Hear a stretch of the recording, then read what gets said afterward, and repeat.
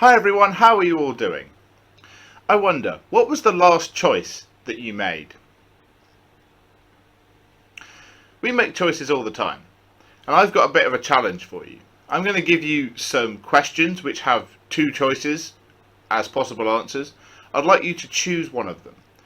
You can do this in one of two ways. Either you could stand up if you prefer option A, or sit down if you prefer option B, or you could, if you've got a bit more space, choose a side of the room and go to whichever side of the room. So maybe to the left for choice A and to the right for choice B. It will depend on how much space you've got and also how many people are watching. So that's what we're going to do. So I'm going to read out some questions which have choices in them, and I'd like you to pick one. The only rule is that you have to choose one of the two choices. So, the first one. Would you rather A, ride in a hovercraft, or B, ride in a hot air balloon?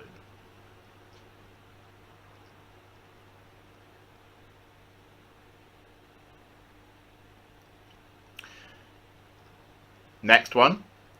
Would you rather A, have no eyebrows, or B, have a unibrow? A unibrow, if you don't know, is when both eyebrows join together and you only have one. Next one.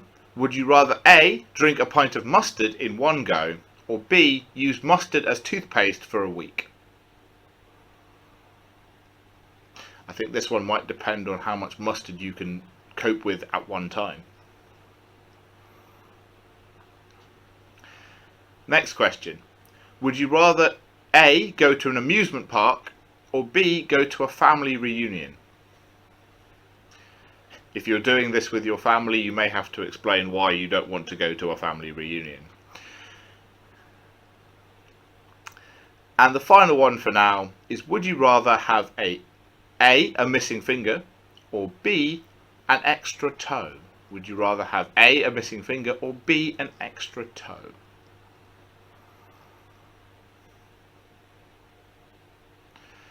Now, those were some pretty silly questions. They didn't have much real impact on your life. I hope no one's going to make you drink a pint of mustard or use mustard as toothpaste for a week. That would be really, really cruel. But what motivates our decisions? How do you make those choices? You probably don't think about that very often. You just pick one. But whenever you make a choice, there's something behind that. There's a belief, there's a desire, there's something that motivates your decision. So I'm going to ask you a bit of a harder question now. Same rules, pick one and either stand up or sit down or go to the left or to the right, whatever you guys are doing. So here is your slightly more challenging one, and I'd like you to think about what motivated your decision. So here it is. A man has robbed a bank, but instead of keeping the money to himself, he donates it to a poor orphanage that can now afford to feed, clothe and care for its children. You know who committed the crime. If you go to the authorities with the information, there's a good chance the money will be returned to the bank, leaving a lot of children in need. What do? Do you A, tell the authorities, or B, keep quiet about it? I'll read it again just in case you missed it. You are the eyewitness to a crime. A man has robbed a bank, but instead of keeping the money for himself, he has donated it to a poor orphanage that can now afford to feed, clothe and care for its children. You know who committed the crime.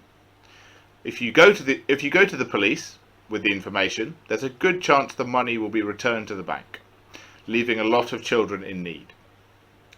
What do? Do you go to the police or do you not go to the police?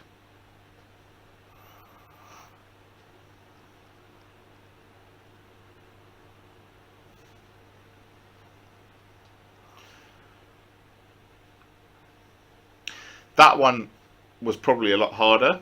Have a chat with the people there, especially if they made a different decision to you. Have a chat about what made you make that decision. What motivated you to make that decision? Why did you choose the choice that you chose? In our story today, Daniel had a really tricky choice to make. What was motivating him? How did he make his decision? What was motivating Daniel was the most important thing in his life, and that was his relationship with God, his friendship with God. He didn't want to choose anything that would hurt that friendship or would distract him from that friendship. He chose to stay loyal to God. He could have chosen to eat the same as everyone else. He could have chosen to eat the wine and the meat from the king's table, which would definitely have been yummy. But he didn't want to be disloyal to God, his king. So he chose to only eat vegetables and fruit and water, because his friendship with God was much more important than his friendship with the king where he now lived. So what about us? How important is God in our decision making? Are we like Daniel, where he's the most important thing that motivates us? Or is he more of an afterthought? There's a lot of decisions we have to make at the minute. It's a particularly difficult time. But then it was a particularly difficult time for Daniel when he made his choices. So let's pray that this week we are able to let God be more of an influence in our choices. So now we come to our time to choose. There will be 4 different options on the screen, one of which will take you to the end of the service through the prayers and the final song. So now it's your time to choose.